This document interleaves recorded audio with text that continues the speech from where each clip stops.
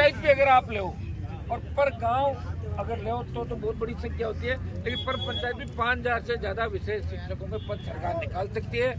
मैं आपको धन्यवाद दूंगा कि आप अपनी मांग के लिए डटे रहे, आपने आंदोलन की शुरुआत की। और इस देखिए, लोकतंत्र के अंदर लंबा लड़ना पड़ता है अपने हक और अधिकार के लिए। जब भजनलाल जैसी सरकारें हो तो यहाँ तो आपको पता है कि रात कब होती है, दिन कब होता है, इसका पता ही नहीं चलता। भजनलाल सरकार के अंदर भाइयों बहुत बुरी स्थिति है। एसआई भर्ती को हमने रद्द कराया और डबल बेंच के अंदर सरकार चली गई। और सरकार ने उस वक्त कहा था, सरकार एक मंत्री जो किरोड़ीलाल जी उलझ गए थे मेरे से, और वो कह रहे थे कि आपने नहीं कराई, हमने कराई, ये किया वो किया। और भजनलाल का स्टेटमेंट कि डीबी के अंदर सरकार नहीं जाएगी।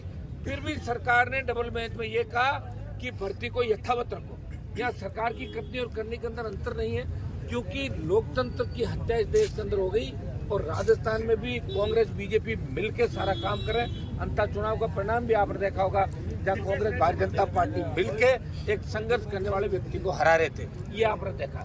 इसी तरह हम लड़ रहे सड़कों में लगातार 25 साल हो गए, और ये 25 साल के संघर्ष का ही परिणाम है कि 4 बजे तक की परमिशन थी और 6 बजे आप बैठे हो।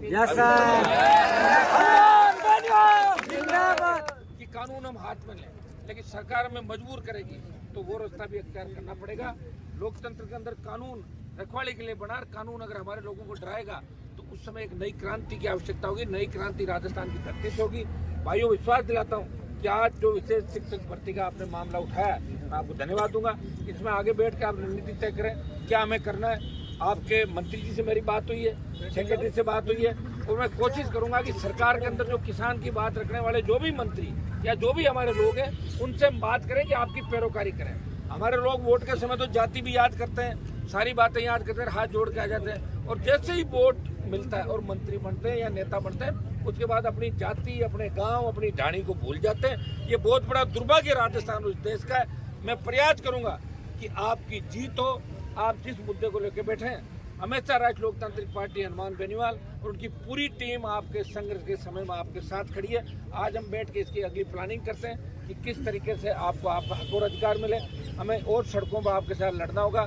तो तमाम राजस्थान के बेरोजगार, तमाम संविदा कर्मी, जो मुद्दे हैं, इनको एक साथ लेके हम राजधानी में पड़ाव डालेंगे, राजधानी की ओर कूच करेंगे और भजनलाल सरकार को झुकाएंगे और आप सब छोटे भाइयों की जीत कराएंगे। बहुत बहुत संगत के लिए